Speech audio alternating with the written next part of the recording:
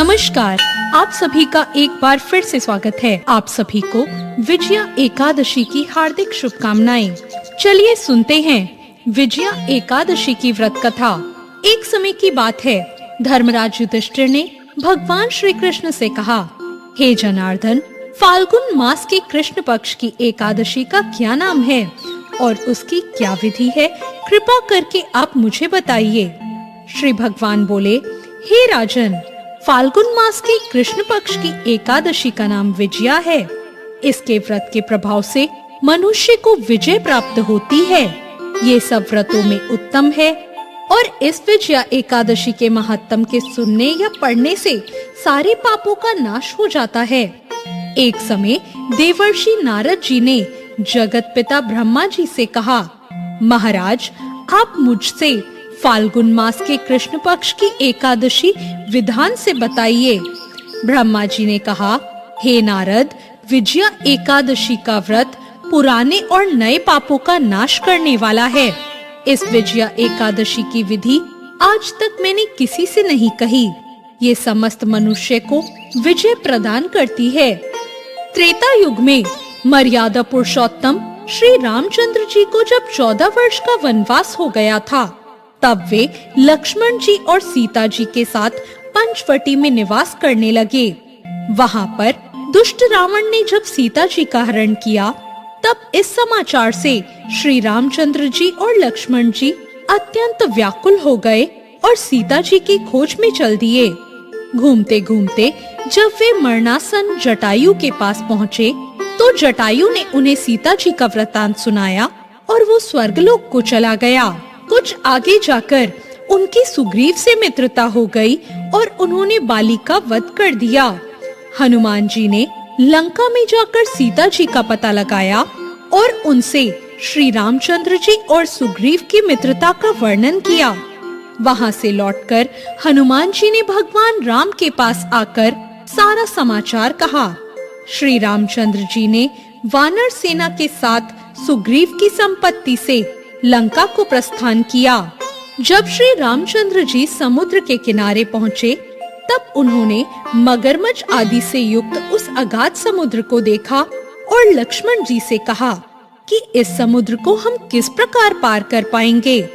श्री लक्ष्मण जी ने कहा, हे पुराण पुरुषोत्तम, आप आदि पुरुष हैं, आप सब कुछ जानते हैं। यहाँ से आधा योजन दूर पर कुमारी द्वीप में वग्दालभ्य नाम के मुनि रहते हैं। आप उनके पास जाकर इसका उपाय पूछिए। लक्ष्मण जी के इस प्रकार के वचन सुनकर श्री रामचंद्र जी उन ऋषि के आश्रम गए और उनको प्रणाम किया। मुनि ने भी उनको मनुष्य रूप धारण किए हुए पुराण पुरुषोत्तम समझकर उनसे पूछा, हे राम, आपका आना कैसे हुआ? रामचंद्र जी ने कहा, हे ऋषि, मैं अपनी सेना सहित यहाँ आया हूँ और राक्षसों को जीतने के लिए लंका जा रहा हूँ। आप कृपा करके समुद्र पार करने का कोई उपाय मुझे बताएं। इस पर उन ऋषि ने कहा, हे राम, फाल्गुन मास के कृष्ण पक्ष की एकादशी का उत्तम व्रत करने से निश्चय ही आपकी विजय होगी। साथ ही आप समुद्र भी अवश्य पार कर लेंगे। इस व्रत की ये विधि है कि दशमी के दिन स्वर्ण, चांदी, तांबा या मिट्टी का एक घड़ा बनाएं। उस घड़े को जल से भरकर 5 पल्लव रखकर वेदिका पर स्थापित करें। उस घड़े के नीचे सज्जना और ऊपर जौ रखें। उस पर श्री नारायण भगवान की स्वर्ण की मूर्ति स्थापित करें। एकादशी के दिन स्नान आदि से निवृत्त होकर धूप, दीप, नैवेद्य, नारियल आदि से भगवान की पूजा करें। उसके बाद घड़े के सामने बैठकर दिन व्यतीत करें और रात्रि को भी उसी प्रकार बैठे रहकर जागरण करें। द्वादशी के दिन नित्य नियम से निवृत्त होकर उस घड़े को किसी ब्राह्मण को दे दें। हे राम, यदि तुम भी इस व्रत को सेनापतियों के सहित करोगे तो तुम्हारी विजय अवश्य ही होगी। श्री रामचंद्र जी ने ऋषि के कहे अनुसार इस व्रत को किया और इसके प्रभाव से दैत्यों पर विजय पाई। अतः हे राजन, जो मनुष्य पूरे विधि पूर्वक इस व्रत को करेगा, दोनों लोकों में उसकी अवश्य ही विजय होगी। श्री ब्रह्मा जी ने नारद जी से कहा था, कि हे पुत्र, जो कोई इस व्रत के महत्तम को पढ़ता या सुनता है उसे वाजपेयी यज्ञ करने का फल प्राप्त होता है। तो ये थी विजया एकादशी की व्रत कथा। विजया एकादशी करने वाले को इस दिन ब्रह्म मुहूर्त में उठकर स्नान करके शुद्ध वस्त्र धारण करने चाहिए।